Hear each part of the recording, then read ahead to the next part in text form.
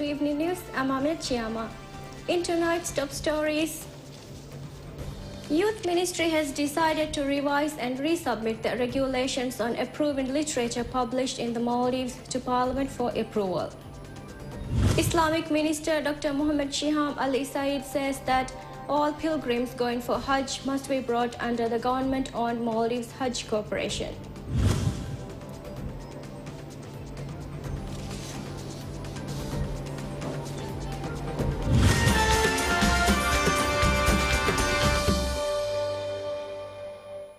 Youth Ministry has decided to revise and resubmit the regulations on approving literature published in the Maldives to Parliament for approval. The media official at the Youth Ministry told DhiTV that the opportunity to propose amendments to the regulations has now been opened to the public following great public outcry over the new regulations enacted recently.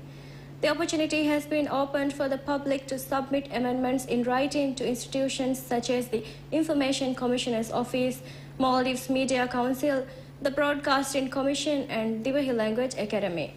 According to the official, the government will consider all amendments proposed by the public in reformulating the regulations. The deadline for submitting amendments ends next Thursday. The regulations on approving literature published in the Maldives were published in the Government Gazette last Wednesday. The regulations were heavily criticized by the Information Commissioner and many scholars of the DhiTV language.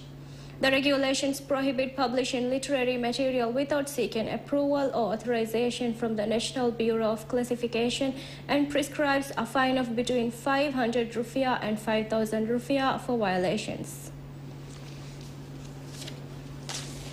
Islamic Minister Dr. Muhammad Shahim Ali Said says that all pilgrims going for Hajj must be brought under the government-owned Maldives Hajj Corporation. Speaking at the meeting held with the pilgrims who were defrauded by Fatah Hajj Group on Friday night, Minister Shahim said that the group had acted very irresponsibly by declining to take the pilgrims for Hajj at the last minute. Shahim said that the group had not even paid for most of the travel arrangements in Saudi Arabia. He said that discussions need to be held on taking all pilgrims for Hajj with Maldives Hajj Corporation only in future. Speaking at the meeting, Deputy Islamic Minister and Chairman of Hajj Corporation Aishat Muniza said that the government had to spend a sum of 9 million rupiah on sending Fatah Group's 125 pilgrims for Hajj. She said that a sum of 1.9 million rupiah was spent on paying for the air tickets of the 125 pilgrims who had got their visas. Speaking at the meeting, Defence Minister Mohammed Nazim said that the government's efforts to take the pilgrims for Hajj will be assisted by MNDF as well.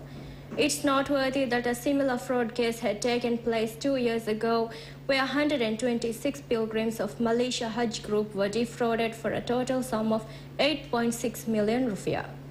Some of the pilgrims were sent for Hajj on state expenses this year as well. Many people now believe that the best way is for the government to arrange for pilgrims to be taken for Hajj with the Hajj Corporation.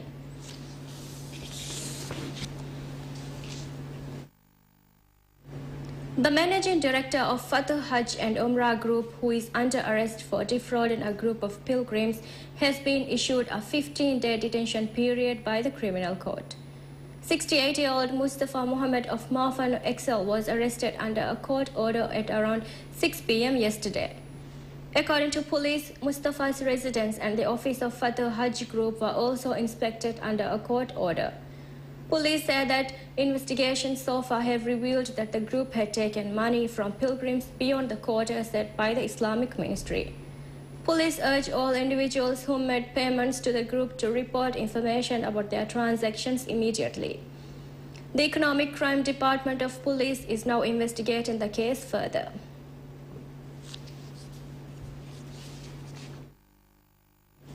We will take a short break and return in a few minutes.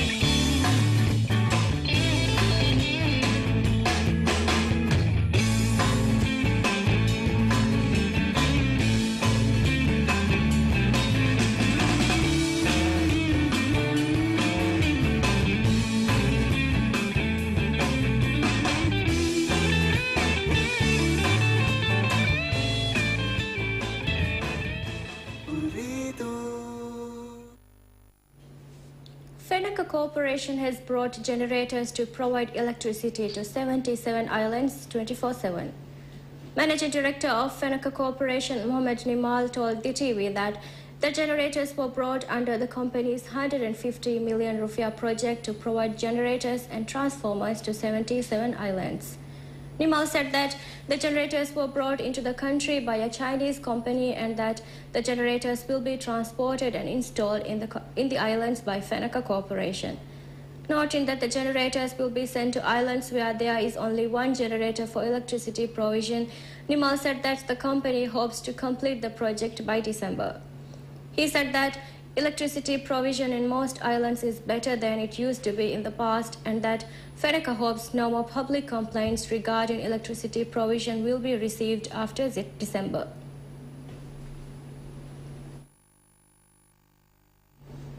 Maldives Journalists Association MJA says that over 200 members have applied to contest the association's steering committee posts. According to MJA, the association's steering committee elections will be held on the 21st of this month, and that while the deadline to submit applications ended at 12 p.m. last Thursday, over 200 members have applied to contest the posts. MJA says that the applications are now being checked and that some applicants have submitted forms twice. All forms are to be checked thoroughly and the final number of applicants revealed within the next 2 days. According to MJA, opportunity to submit complaints will be opened and complaints looked into before the election date. This is MJA's fourth attempt at holding the elections after its previous attempts failed due to a group of members raising their voices and obstructing electoral proceedings.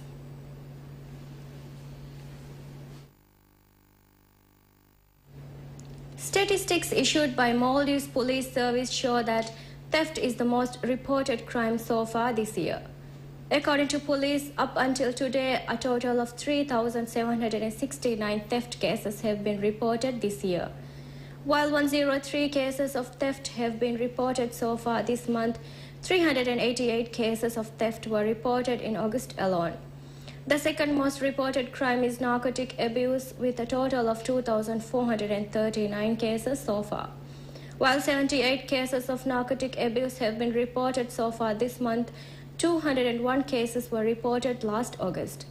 It is noteworthy that theft and narcotic abuse were the most common crimes last year as well, with 6,683 cases of theft and 3,970 cases of narcotic abuse reported to police.